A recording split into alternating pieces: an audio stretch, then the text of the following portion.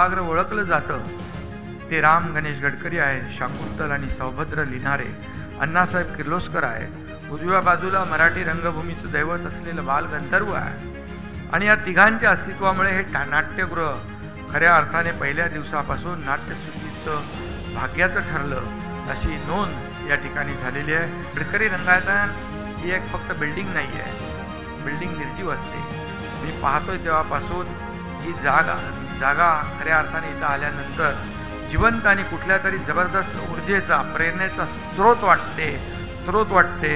आणि गडकरी रंगायतनशिवाय ठाणे शहर नाही, गडकरी हे ठाण्याचं हृदय आहे असं म्हटलं तर वावगं ठरणार नाही. गडकरीला भेटू, गडकरीच्या कॅन्टीनमध्ये भेटू किंवा गडकरी कट्ट्यावर भेटू हे सुसंस्कृत ठाणेकरांच्या नेहमीच्या बोलण्यातलं वाक्य आहे.